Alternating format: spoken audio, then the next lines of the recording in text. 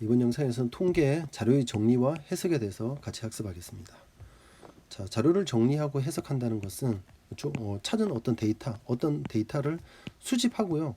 이것들을 적절한 기준으로 분류하고 또 정리해서 그것들이 가지고 있는 의미를 찾아내는 그런 과정을 거치게 되는데, 우리가 초등학교 때 이미 표와 그래프를 통해서 많이 살펴봤습니다. 막대 그래프라든지 그림 그래프도 있었죠. 그 다음에 띠 그래프, 원 그래프, 또 선 그래프, 이런 것들을 좀 살펴봤습니다. 자, 이 과정에서는 우리가 자료를 얼마나 적절하게 요약을 하느냐, 원 자료가 가지고 있는 특징을, 원래 자료가 가지고 있는 특징을 어떻게 잘 보존하느냐, 요거 사이에 어떤 균형점을 가지고 정리 방법들을 구분해 보면 될 텐데요. 자, 먼저 자료를 수집하는 과정에서의 중요한 것들을 한번 살펴볼게요.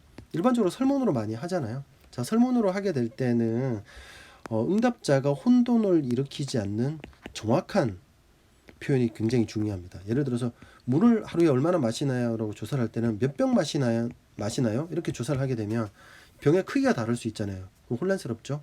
물을 몇 리터에 마시나요? 하루에 몇 리터를 마시나요? 이렇게 얘기하는 게 더 정확한 표현이 되겠죠. 자, 이렇게 정확하게 조사를 하고 나면 우리가 일반적으로 데이터를 제시할 때는 그 출처와 조사 방법, 이런 것들을 명시를 해주는 게 좋습니다.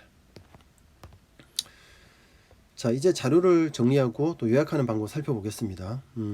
중학교 때 이제 줄기와 잎 그림이라는 게 등장하는데요. 지금 여기 옆에서 있는 것처럼 도서관을 이용하는 사람 20명을 조사를 했는데, 이렇게 이제 이용하는 사람들의 나이를 조사를 했군요. 이 나이를 이렇게 수로 표현하는 것, 이 각각의 데이터를 우리가 별량 이렇게 표현을 합니다. 데이터라고 해도 좋을 것 같고요. 자, 이것들을 줄기와 잎 그림이라는 약간 독특한 그림으로 한번 나타내 볼 수 있는데, 지금 여기 나와 있는 것처럼 줄기와 잎으로 구분을 해서, 그래서 10의 자리는 줄기로 1의 자리는 잎으로 나타내고요. 이 각각의 데이터를 크기 순서대로 다 나열하고 중복되는 것은 이렇게 표현합니다. 자, 이렇게 표현하고 나면 두 가지를 다 볼 수 있습니다. 하나는 마치 막대 그래프처럼 그래프가 가지고 있는 특징도 그대로 나타내고요. 여기 지금 이 부분이 가장 크죠. 그 다음에 각각의 데이터를 다 확인할 수 있는 특징도 다시 가지고 있습니다. 그래서 표와 그래프가 가지고 있는 특징을 다 같이 표현할 수 있다라는 그런 장점이 있습니다. 대신에 이 자료의 어떤 개수가 많아지거나 값의 범위가 커지거나 하는 경우에는 상당히 특징을 찾아내기 어려운 점들이 조금 있을 수가 있거든요. 자, 그래서 이런 상황에서는 많이는 사용되지 않습니다. 자, 그래서 이것보다 이제 더 좋은 방법이 우리가 도수분포표라는 것을 사용해서 지금 표현을 할 수가 있는데요. 한번 살펴보죠. 도수분포표는 어떤 자료들을 요약을 하는 방법인데, 표를 이용해서 요약을 하는데, 그럼 요약을 하기 위해서는 적절한 구간으로 나누어 주는 게 필요합니다. 그래서 이걸 계급이라고 해요.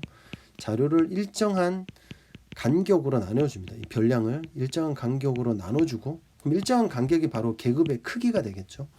그리고 각 계급에 속하는 이 별량의 개수를 도수라고 하는데, 자, 이렇게 해서 이 계급을 이렇게 쭉 크기 순서대로 써주고, 거기에 해당하는 수의 개수, 도수를 사용해서 나타내는 이런 표, 학교도 써야 되겠네요. 이런 걸 우리가 도수분포표 이렇게 얘기를 합니다. 자, 도수분포표를 쓸 때는 적절한 계급의 개수를 정하는 게 되게 중요해요. 계급의 크기에 따라서 개수가 정해지겠죠. 너무 많게 하거나 너무 적게 하면 지금처럼 자료의 특징을 잘 파악하기 어려운 부분이 조금 있습니다. 일반적으로 계급의 개수는 5개에서 한 15개가 적당하다고 하는데, 지금 데이터의 특징에 따라서 달라질 수가 있겠습니다. 자, 이제 그림으로 나타내 보겠습니다. 자, 히스토그램이라는 표현이 있는데요. 자, 히스토그램은 우리가 앞에서 공부했던 막대 그래프와 비슷한 면이 있는데, 모양에서 봐서도 그렇죠. 자, 연속적인 주로 자료를 나타낼 때 쓰는 방법이라고 생각하면 되고요. 앞서 했던 이 도수분포표를 그대로 연속된 자료의 도수분포표를 이 그래프로 나타냈을 때 나오는 것이 히스토그램이라고 보면 되겠습니다. 가로축에 각 계급의 양끝점을 이렇게 적어주고요. 세로축에다 도수를 적습니다. 이쪽이 도수가 될 테고, 각각 계급의 크기를 가지고 해서 직사각형 막대 그래프처럼 그려주게 되면 됩니다. 그러면 가지고 있는 이 자료의 특징을 이렇게 시각화시켜서 나타낼 수가 있겠죠, 그죠?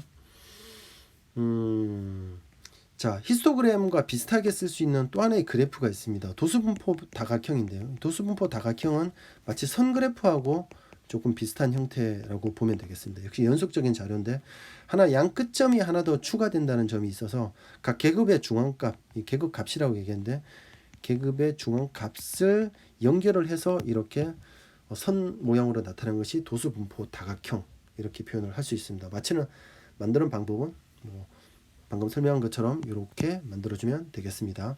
역시 이 앞서 봤던 히스토그램이나 이 도수분포 다각형에서 읽어낼 수 있는 것들이 있겠죠. 지금 도수분포 다각형도 보면 각각의 점들이 각 계급의 도수를 나타내고 있으니까요.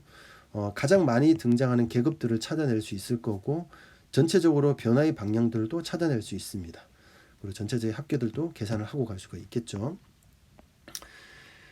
자, 상대도수라는 이 개념을 한번 생각해 볼 수가 있는데요. 우리가 이 도수분포표를 한번 보면 독서 시간을 조사를 해봤는데 학생 수에 대해서 전체 20명을 조사를 했는데 각각 계급에 대해서 도수를 조사를 해봤습니다. 근데 이거를 상대도수라는 개념은 이 도수의 총합분에 각 계급의 도수를 이렇게 비율로서 나타내는 값입니다.